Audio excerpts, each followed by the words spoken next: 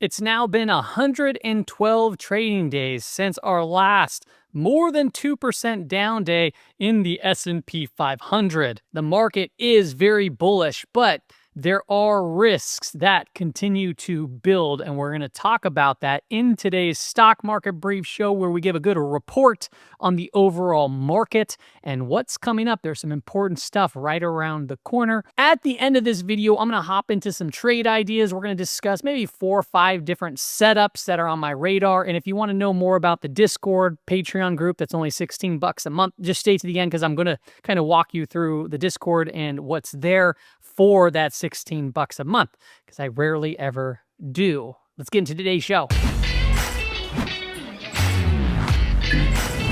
All right, people, welcome back to the show. It's September 29th. Tomorrow is the last trading day of the quarter, moving into Q4. So we're going to have quarterly rebalances. And not only that, we have a lot of data that's on deck. Today is, like I said, Monday, September 29th. Tomorrow, September 30th, we have our JOLTS data and Chicago PMI data coming out. That can potentially move markets. It was important when we saw the last report. But towards the end of the week, we do have non-farm payrolls and unemployment, another that goes into the decisions of rate cuts. October 1st, we have ISM service, ISM manufacturing PMI data there too as well. So a lot of macro report. Now, let's push this aside for a second because there's also something taking place tomorrow. Like we previously said, there's going to be rebalancing. You can get quarter end markup. You get all this talk. But we also have JPM rolling their collar strategy. And this I like to keep a close eye on. So towards the end of the trading session, mid-trading session, whenever they lay it out, you may see some pretty significant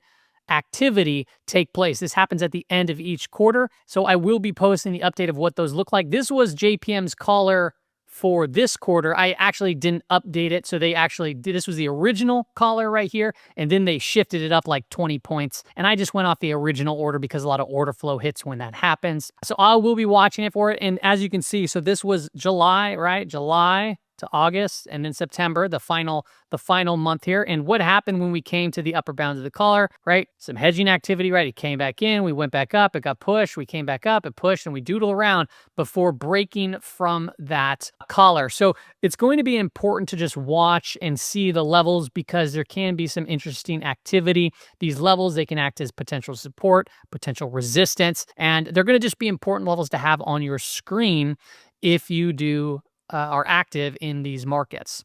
Okay, so there's that. That's going to be coming out tomorrow. We'll see what time it is, but I'm sure you'll notice the volume when it hits. Things go a little crazy when they do. We do have a lot of data, but I want to talk more about the data as far as unemployment rate, ISM. There is a little bit of a hiccup here that may occur where we may not get this data, and that could be because of the government shutdown. If I look at the betting market, the poly market, there's now a 76% chance that we do have a government shutdown by October 1st. So if this is the case, we may potentially not get all this data out. There was somebody out, Alec Phillips from Goldman Sachs. He was mentioning that on CNBC. So it may be hard to determine really where the Fed may go with rates if we don't obviously get that data. It might make it difficult for the FOMC too as well to dictate where the data may go if we don't have access obviously to that data. So that is a little bit of a hitch in the plan. Now, most government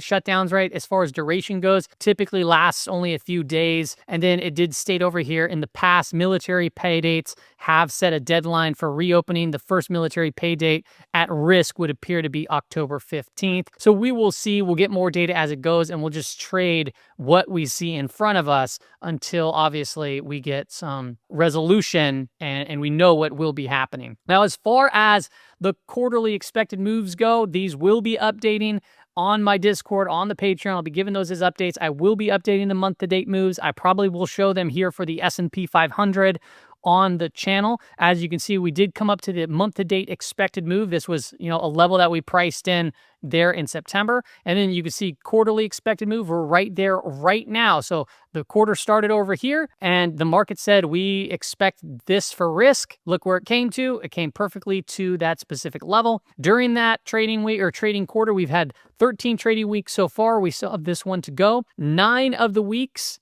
out of the 13 so far, so 69 to 70% has tagged the weekly implied moves. So it's important to know that when you get a amount of risk where it says this week right here is $8.63 of implied risk, remember, there's a 70% probability that we're going to be tagging it. Now, 5 of those weeks actually exceeded and closed out of the weekly implied move. Now, there's some weeks in here that like barely closed outside of it, right? That one kind of blew through it there. This one was a bigger one. So these are high probability levels of risk that the market's pricing in. So if you don't know these levels, it's important to know these, because if you want to know where the market could go for a week or how much risk you want to take, this is a great tool to do that. If I look at the net gamma history, as you can see, we're kind of right by this 0 line over here, which would just indicate more of a gamma neutral zone. Now, when things get below it, right, things get crazy. I know you remember the times from February to April when the market was going absolutely berserk.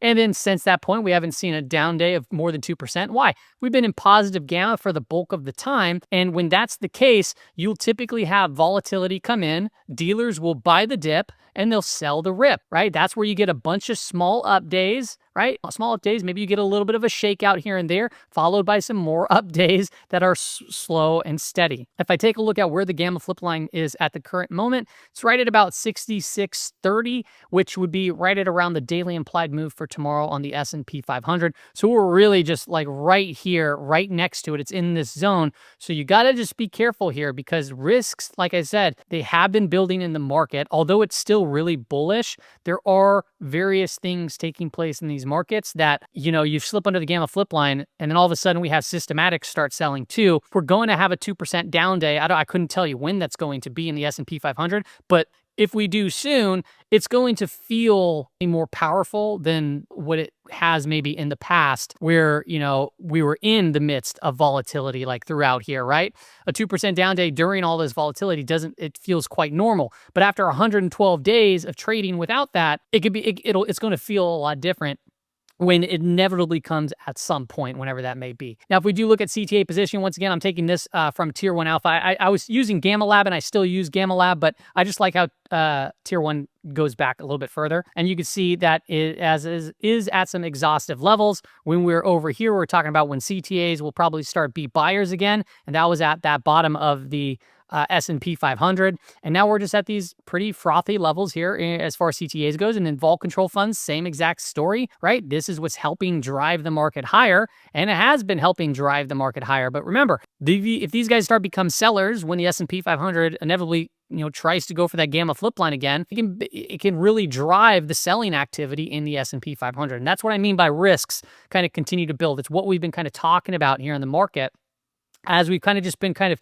doodling ourselves higher and higher in the month of September. Now, if I look at the 5-day moving average, synthetic 5-day moving average across SPY, Qs, IWM, you can see we're seeing some red and some yellow. Today, we had a little bit of a gap up. The 5-day moving average right now, what is it telling us? It's still declining, and that means we're yellow because price is above it. So it's just still cautionary. We were cautionary over here, fell to the downside. We came back up. It's cautionary that we might flip more to the upside. But if we start breaking back down, it's also giving us that kind of cautionary sign. Semiconductors have been actually holding up the best. So if semiconductors take a hit and they start falling, I would imagine that's going to drive the Qs down, going to drive the S&P 500 down too, because they carry such a high weight in the overall market. As far as IWM goes, IWM still below a declining 5-day moving average. If you want to feel better about it, wait for it to turn back up and start to see this start to turn green. We have been seeing, a series of higher lows build, but it is still below a declining 5-day moving average. As far as the DIA goes, you can see that it's rather flatlined. And then we have biotech over here, showed out today, doing quite well.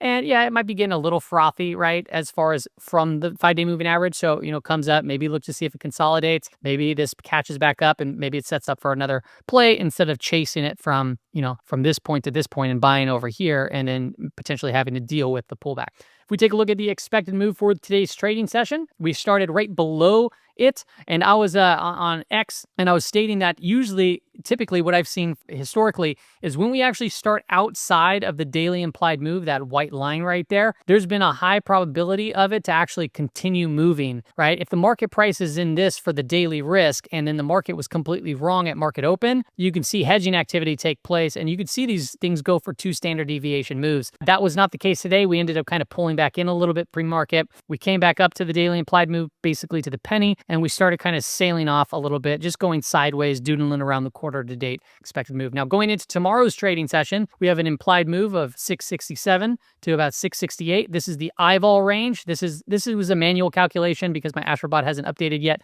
It'll update at 12 a.m. Eastern Standard Time, 9 Pacific Standard Time. And we got down here to about 660 to about 558. So that's the implied move for tomorrow's trading session in the S&P 500. As far as the weekly implied move goes, we have 653.19 to about 670.45. That's the price for this week. Now, overall, like I said, the S&P 500 is still within a bullish channel. You can see higher highs, higher lows. We came back to the lower channel over here. We started to bounce from it. We're about a stone's throw away from, once again, another all-time high. The market's kind of just doodling itself around at the moment. The 10-year yield, we stated in the last video that, hey, it came a long way. Perhaps it backs off a little bit as it's running into a prior area where we found resistance. And while we said that, we said maybe look at the TLT because you might see a potential pop in the TLT. We'll see if this actually holds. The dollar also pulling back a little bit, which could be helping the market. So you have a falling yield, falling dollar. These last 2 trading sessions, it's, decent for the markets right there. But is the dollar just kind of pulling back here after a breakout before gearing up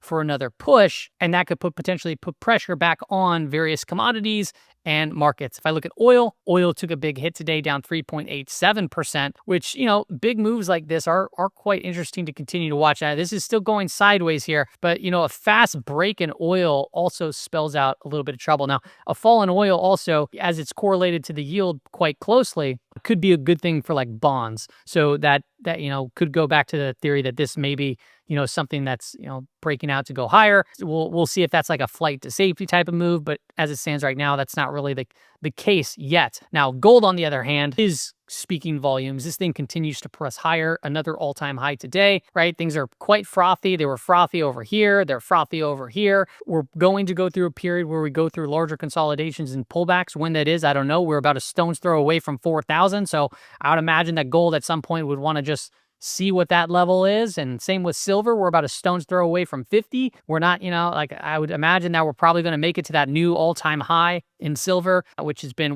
10 plus years, right? More than that since the last time silver was up into those ranges. Okay, so that's what we got as far as the markets go. As far as the systematics, the market conditions, some of the expected moves, let's hop into the trade ideas. Once again, there's a pinned comment there or in the description if you want to join the Patreon group. You can join the Patreon. It's $16 a month. The $16 a month includes the Discord benefits, and that's where I post everything. So you sign up for Patreon, you sync your Discord to your Patreon, you get automatic access into it where I post all this stuff. We'll walk through that momentarily. Let's go through some of the trade ideas. One of the trade ideas that I posted today was ALK, Alaska Air Group. Now, these aren't really like my favorite type of setups at all, right? I like stocks that are contracting, and this has just been a very, very steep sell-off pullback on decent volume. But the reason why it kind of hopped on my radar today was because I was seeing some interesting stuff in kind of options market take place. So I figured, hey, this might be something to watch here as it's, sold off pretty hard and fast. This 5750 area, right? There's some traders reaching out to there. And let me show you what I mean. Today, we had, which is one of the benefits being in the Discord, we have this thing called Tradie Ticks, which is a service. This shows their Tradie Flow bot, where it shows different options and order flow. There comes Tradie Flow bot, Bullseye bot, large sweeps, golden sweeps, bots that kind of just updates you. And I saw this come in. The star means that it's over 1 million in premiums. And this is for November 21st. It looks like they had 5 orders. And when I pulled up ALK, the options chain here on Thinkorswim, what I noticed was, man, you're talking 33,000 calls on the trading session today. Yeah, only 1,000 puts And a lot of this was traded at the ask or above, right? And then if I look over here at the sizzle index, the sizzle index is at 4.92. And you might be wondering, what the hell is the sizzle index? Well, the sizzle index is basically telling us, how much option contracts are trading comparably to the last, 5 trading sessions. So we're talking like 5x the amount of options that we're trading in the last 5 days. And I look at the call sizzle index, that's the call sizzle, that's 6.2. And then the put sizzle index is only 0.69. So there's clearly like a bias going on right now in terms of Alaska Airlines, even though despite seeing it sell off today, so there has been no confirmation in price. I looked at the open interest on this strike. There was like none. And so this is all new, perhaps maybe rolling it from a different strike. I didn't look too deep into that, but from what I'm seeing, this is a new call position being placed on for ALK, and they're reaching out to and around this 57.50. So, hey, I would say, mark it on your screen and just see what price does here. And maybe if this type of information becomes valuable later on the road, like later down the road, and you feel more comfortable with it, maybe these are type of trades that you can take. For me, if I was just looking at this from a price action perspective, this is, this would be a position where I'd be like, okay, I'm okay to fade it. But given the context that it's below a 20-day, 250, I can't really go full-size positions into these, given the context of the chart and my level of comfortability. So perhaps if we start breaking back above this, it gives me an idea of risk. And if we could come back up into and around this range, that makes sense from a risk to reward standpoint. I could just fade it. It could be a little bit quicker of a trade for me. And then if it keep a couple runners on if it acts right away, and then see kind of where it goes and maybe build from that point. But thought it was interesting data, so I figured I'd share it here. UNH, this is one that I've traded multiple times. I have a position where I'm up, 40+% on it. I can't even remember. I did re-enter over here and we broke out further. I did, once again, sold just a little bit on the move higher. And now, once again, it's just kind of consolidating and pulling back over here. So is UNH, once again, setting up to go retest this high and potentially try to fill this gap? I mean, it looks like it. It really does, right? We had this big gap up over here. We had a big breakout on some good volume. We broke out again. It's acting technically very well, and it's offering just good risk to rewards as it kind of consolidates. So UNH would be one that's, if you miss this or if you miss this, it could be potentially setting up here, which is a good risk profile overall, right? If I were to redraw this out, maybe perhaps you look at it like something like this, where it could be like a bigger pennant trying to break out and head higher. PZZA, this is Papa John's. So this one might not be ready yet, but this area right over here at 52.50, I've tried to trade this one a few times, I think, and I just got stopped out. Can't remember exactly how it played out, if it was right here. I think it was over here. But 52.50, you can just see we get through this area and then it just reverses back. Gets through this area, reverses back. Got through this area, reversed right back. But as this is taking place, there is something interesting happening. The first rejection brought us down here. The second rejection brought us up here. The third rejection brought us up here. So what I'm trying to point out here is the bulls actually are stair-stepping closer and closer, which is creating this contraction or ascending triangle, whatever you want to call it, in this specific name. So if we were to break through here and kind of consolidate, or, you might say, hey, I'll do a pilot position and then I'll have a stop down here. And if it comes up here, maybe I can add to it if it does break out. But the more times we kind of test this area, right? I mean, I did it here. I did it here. The more times we test this, think of it in like this, right? So I'm just using a random number to give you an idea of, how to interpret this. But imagine if there was just a kind of a big order right here, right, of 100 shares. I know 100 is not a lot, just bear with me. And the people, price came up all the way up here and then it got rejected. But during that rejection, that right there brought this big wall of sellers down to 80 shares. Okay. Oh, and then it came back up here, blew right through it, but then got rejected. Oh, well, it dropped this down to 50 shares, okay? Then it tried to come back up. Oh, it rejected. Maybe it brought it down to 45 shares, right? As it came back up over here, now it's down to 25 shares. And remember, like, it's obviously more shares than that, but you get my point. The more times it's tested, perhaps, they throw in the towel, all those orders are filled, and boom, when that happens, perhaps that opens the floodgates for a stronger move in something like this. So I would say continue to watch it, but still obviously manage your risk and be watching those higher lows as they continue to form. Travelers, this is a ticker symbol TRV. This was in the trade ideas. It hasn't gone anywhere yet, but man, this thing is coiling up very tight. We've just had back-to-back inside trading days. So this thing's going to move. It's not going to stay this tight for that much longer. How it breaks out or breaks down, I don't know if it's going to do something like that, or if it's just going to go straight up or it's going to go straight down. But volatility is getting very tight here. We'll probably see an expansion. Be aware that you do have earnings right around the corner. I would,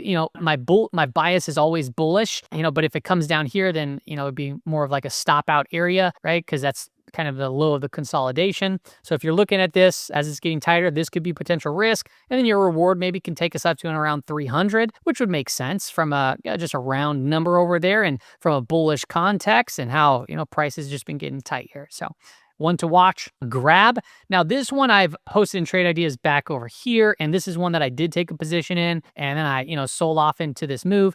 The reason why I'm posting it now is because we're actually still holding above the main pivot, and price is actually consolidating. But what I really want to call out here that I like is the volume on the breakout was like just gigantic, right? We're talking 100 million shares. I know it's only a $6 stock, but still, if you look at these green bars over here and you compared it to the rest of the year, these were big. This is big volume bars, and it was not like just one day. It was like back to back to back. So big moves in volume there, and now price is taking a back seat. It's coming in. However, what's the volume doing on the move down? It's dissipating. So big move on volume to the upside. This move is below average volume as it's kind of consolidating and pulling back. So this one I'd be watching for maybe reconnects of the 20, right? Or even potentially a back test if it can get down there, awesome. But if you're building into a position, this could be just flagging out and you might be able to play this into $7 plus wherever this thing might go, Let's look at COOP Mr. Koopa. This one is just in a very bullish trend, right? So you have green line going up. That's 20, 50, 200-day moving average. You can see very good sporadic moves of volume throughout here. Now you have price action kind of just consolidating. So the thought here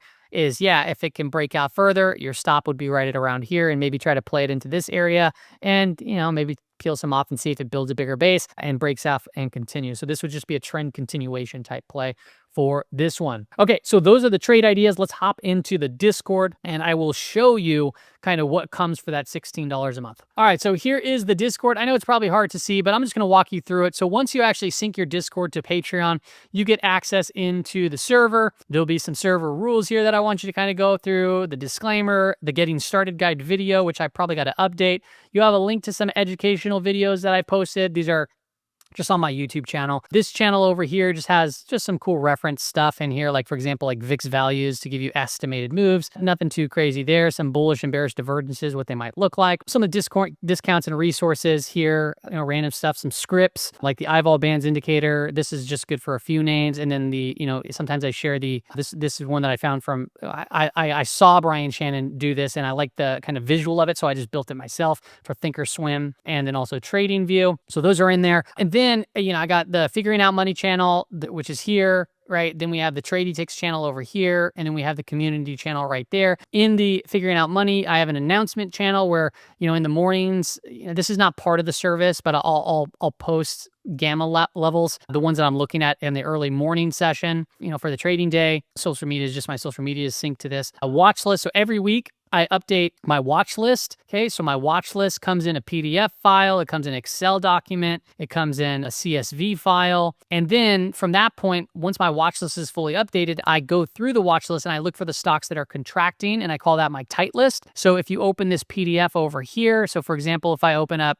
this week's PDF, let me go ahead and do that just so you can see what it looks like. It looks like this, right? And, it'll show all the stocks, quick little candle glances of the stocks that are contracting, going sideways, right? There's a couple of good names that looked like that were setting up in here. I think, one of them that was on my radar, but I just didn't catch today was Etsy. I don't know where exactly it's at, but yeah, Etsy is in here. And that thing was up like 13 or 14%. And so a couple of pages of those where you can put them on your radar. But not only that, as far as PDF goes, I also put that into a CSV file. So you can just download that and put it on your platform of choice if they allow for you to just upload a CSV file or copy and paste. From that point, I do have a trade ideas channel. And these are just some of the names from the tight list, from the watch list, or something that might happen, you know, in the week that I might post. So here's that ALK position. Here's that TRV position that I shared with you today. There's FLAC broke a little bit higher, and there's obviously some other names. I've never deleted these, so you can go back through wherever and just see how these played out, whether they're winners, there were losers, and you can just see that every one that's set up will have a pretty clear level of where you'd want to manage risk at. From that point, we do have monthly, quarterly expected moves. So I'm going to be updating you here, the new monthly implied moves, right? This comes in a Excel picture over here, and then I'll upgrade my quarterly expected moves as well tomorrow, or probably not tomorrow, the following day. I'll probably do it in the morning. I'll get those out. Weekly expected moves. So these will be, you know, for example, if you want to screenshot this, here you go. Here's the expected moves for this week for the mag, you know, big names over here for some of the sectors and so forth. Okay. Daily implied moves. You can, there's a huge list. It goes way back, you know, since I started doing this, but these are daily implied moves for SPX, NASDAQ, Russell, SPY, Qs, IWM, some of the futures there. The zones document, pretty cool document. This is, you know, if you hit the pin channel up here, you'll see, like, you know, descriptions of videos. PDF is updated daily. And let me pull it up. Let me zone visual. Let me go. There we go. This is just a cool way to view markets in ranges, and it's like a good fractal view of the market. We're utilizing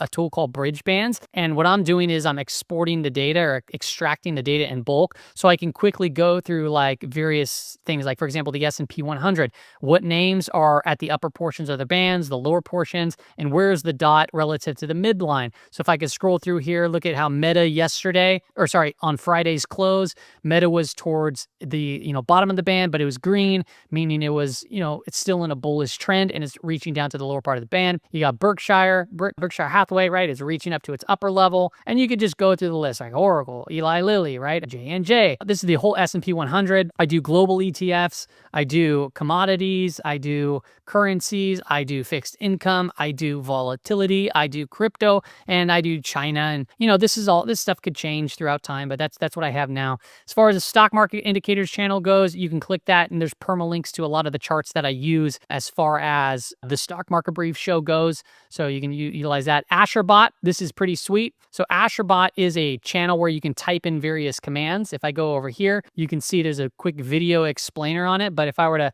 quickly type in a command, if I wanted to see, like, hey, what's the S&P 500 weekly implied move, but from the AsherBot, not the options level, or maybe there's a random name like coin, something that I don't share from a regular basis. So I can go eyeball range, and I can go coin. I can just type this in. This is going to give me the daily implied move. Now, notice how it says 9:29 right now. That's because that's today's trading session. This will upload, like I said, 9 o'clock tonight PST, and then 12 a.m. Eastern Standard Time, where it'll say 9:30, and it'll give you the plus or minus over here. It'll say the upper level, the lower level, and it'll give you the 2 sigma levels. But say if you want the weekly implied move, you go eyeball range. This is pretty cool stuff. This is all proprietary. This is my stuff. This I had personally built. It's pretty sweet. I can type in coin. Right, go two or more, you go time frame, I'll go weekly, and I was like, okay, let's see what the weekly implied move is. Okay, cool. It loads up the weekly implied move. So it says 9:29, 10:3, it's 22, plus or minus $22. That's the expected move for the week. This is based off of implied volatility.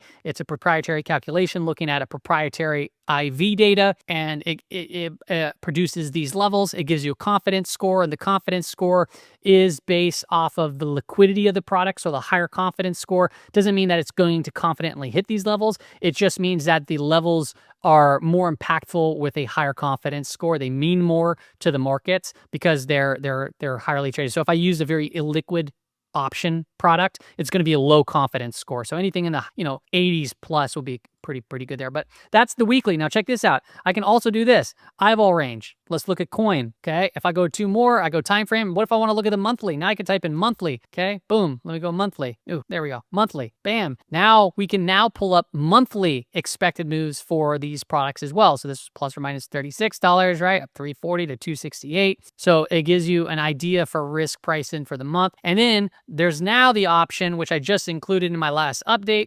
You can then look at random dates. So if I wanted to look at see how good these work, maybe I can go time frame. I'll go weekly, and I'll say, what was it? What was it last week, right? So what was coins last week? So I just type in the date of last week. It could be the date could fall any day of the prior week. So I'll just go 9, let me go time frame, or hit date, you go 9/24, right? 25. I'll just type that in, and then it's going to pop up and it says 9/22 to 9/26. That was an expected move of $24. And it said it gave us an upper level here, a lower level there. So you're allowed to look at that as well. You can type in /help, right? /help, and it'll give you a quick little snapshot of just, what to do, what these commands are. It doesn't update. I have to update this with like the monthly timeframes, but it's the same thing.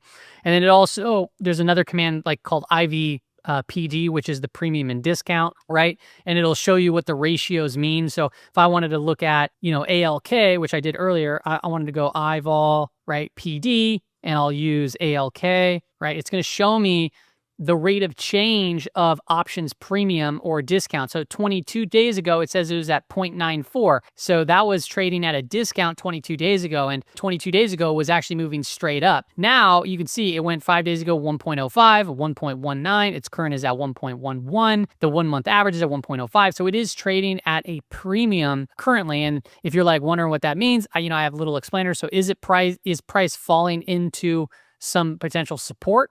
And is it rising or is it falling? Well, the premium discount is rising. So there's fear, right? Demand for protection is increasing during this drawdown. Now, continue on. I have the query channel for Tradie Ticks. And this one, there's so much data here, right? If you go here, there's a bunch of different parameters. You can type in all kinds of things. This is Tradie Ticks service. And I included in this, popular ones you can see are being typed in right over here. Market net flow, which is one that I like to use, right? This is somebody's using net flow for Qs. I don't use that. I use market net flow. Right here, there you go, market net flow. It'll show you the premiums for the calls, premiums for the puts, and it'll show you just kind of what that looks like. You can look at top, bullish flow, bearish flow, dark pool densities, the list goes on and on with this stuff. There's so many different commands, gamma levels, certain information on strikes. If you want to see what other people are typing in, you can just click this and you can see what they're typing in as far as their commands go. And then from this point, I also have the Tradie Ticks Discord stuff where they give you scout bots, which is just, they use what's called the strat. And sometimes it updates and posts like a little trade idea set up here with entries and positions. The Bullseye bot, you can read more about Tradie Ticks of what the Bullseye bot is. You can look at the pinned comments, how it works. Some I have data in some of those pinned comments. Tradie Flow bot, which is one that I like. You can see the ALK one was here today at 12:26 p.m. when that came in. You can look at large sweeps. So this will update throughout the day when new large sweeps come in, just various stuff. And then golden sweeps, which are like 1 million plus and so forth. Some of these, like the news bot, I think they're having issues with. No, not the news bot. I think the dark pool bot they were having issues with. I don't know what's going on with that. That hasn't updated for a bit, whatever. And then you have insider bot, which just shows insider, trading activity when it updates. And when there's, insider selling, insider buying, you get analyst bot and then stock breakouts. This one's actually kind of cool. And I think underappreciated. This one is showing you when stocks are maybe breaking out or breaking down, but it's giving you like on relative volume too and its momentum. So, if you look for stocks that are in play and you just have an idea of when this channel like loads something in, pay attention because sometimes you see this big relative volume come in and then all of a sudden you're seeing the stock actually start to move and it could actually create good opportunities for either swing trades and or potentially even day trades. From that point, we have a community tab. You have the lounge. You can talk in, just hang out in there. Party lounge. You just post random. My son over there, somebody's meme. And of course, it's Chemdog. Then we have the day trading. Chemdog, man, he's been in here. He's been in here since like day one. There's a few of them in here that's since day one. Moonraker, a couple others. Dire, there's a bunch of them in there. Sorry if I didn't mention your name, but the day trading pit. This will be some of the traders. I'll post stuff intraday, maybe some sort of news. Trader Off will post some great charts here that are of his interest when things are going on from an options perspective and a day trading perspective. And then the swing trading channel over here too. You get some good swing trading setups. This is just for the community to just post stuff and kind of communicate back and forth. So that's all the community stuff. That's all I got for you on today's video. If you want to once again come in here, it's like I said, it's $16 a month. It's less if you actually pay for the entire year. I think that I over deliver on the $16 a month. It used to be a little bit more. I have to increase prices, and it's simple because I keep on doing more and more and more and developing. But just the AsherBot alone is worth more than this, in my opinion. But then you get all the other benefits. So come check it out if you want to see it. $16. So, if you don't like it, you're out $16. I don't do any sort of refunds. So if you don't want to buy the year, just try it out for a month and then upgrade the service, right? And then you can get the discount, or you just invest $140 for an entire year. There's services out there that charge $200 a month and they don't even do as much as this is. So this is not an alert service. It's just more data and a community that you can be a part of. All right. Hope that helps. I'll see you later.